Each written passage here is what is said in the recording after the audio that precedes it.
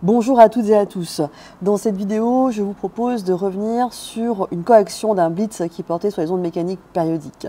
Alors, je vous propose de partir d'une copie dont la rédaction me semble particulièrement satisfaisante au regard de ce qui était demandé. Nous avions deux graphiques qui correspondaient à l'élongation d'une onde mécanique périodique, d'une part en fonction du temps, et d'autre part en fonction de la distance. Donc à partir des grandeurs ici qui sont sur ces axes, on va pouvoir en déduire si on pouvait mesurer une période temporelle ou une période spatiale. Dans les questions, on vous posait trois questions. La première était de déterminer la période, sous-entendu temporelle, en explicitant notamment, en précisant le document exploité. Donc on devait utiliser un des deux documents qu'on vient de voir à l'instant. Pour la deuxième question, on vous demande une longueur d'onde, pareil, en précisant le document exploité.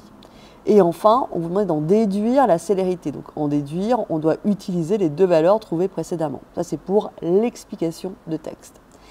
Maintenant, pour la période temporelle, grand T, on voit que l'élève ici indique quel document sera exploité. Ici, le document A. De plus, cet élève précise qu'il indique le temps donc, sur l'axe des abscisses, S. Donc effectivement, on peut se dire, puisqu'on mesure une période temporelle, il nous faut un axe d'abscisse en temps, en durée. Alors notez que ceci n'était pas forcément nécessaire pour la correctrice ou le correcteur. En revanche, ce qui était nécessaire, c'est ici. L'élève précise une mesure de 3 périodes. Il faut impérativement montrer sur le document les 3 périodes. Ce qui est fait ici, on voit très bien que l'élève indique bien où commencent les 3 périodes, où se termine la mesure des 3 périodes, et l'élève a indiqué le nombre de périodes. Donc ça, cette indication sur le graphique que je viens de surligner en rouge, doit apparaître sur votre graphique. Quand on mesure 1, 2, 3, il faut le faire apparaître. Et évidemment, quand on peut en mesurer plusieurs, on en mesure plusieurs de périodes, pour gagner en précision. Beaucoup d'entre vous n'en mesurez qu'une période, donc ce n'est pas assez précis. D'autres ont bien mesuré 3 périodes, mais n'ont pas indiqué à la correctrice ou au correcteur, en l'occurrence correctrice, n'ont pas indiqué donc sur le document où étaient leurs 3 T. Et donc ça c'est impératif de bien mettre sur le document d'où à où vous portez les mesures. Donc ici l'élève dit que pour 3 périodes on trouve 60 secondes, donc T égale 60 sur 3, 20 secondes, et la valeur est bien mise dans l'encadré ici pour la réponse. Donc là typiquement ça vaut 3 points. Ensuite, pareil pour la longueur d'onde. Donc ici, l'élève précise que ce sera le document B qui sera exploité. L'idée est aussi de préciser que la distance est en axe des abscisses, puisqu'une longueur d'onde est une grandeur de type distance. Tout est cohérent. Mais là encore, cette justification n'était pas nécessaire.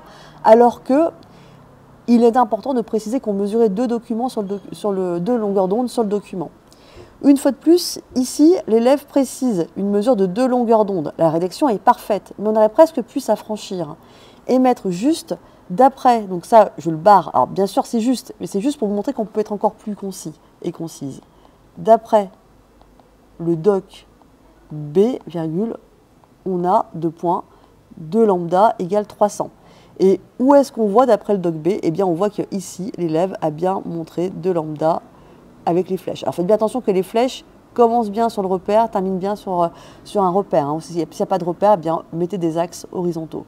Donc voilà, d'après le doc B, on a 2 lambda égale 300. Et comment je fais moi pour comprendre que l'élève a bien mis 2 lambda?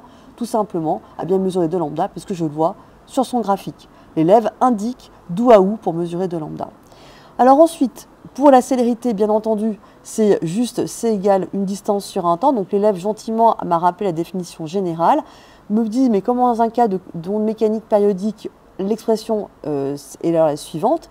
Notez qu'on peut aller beaucoup plus rapidement en mettant juste, on a lambda égale, C égale lambda sur T.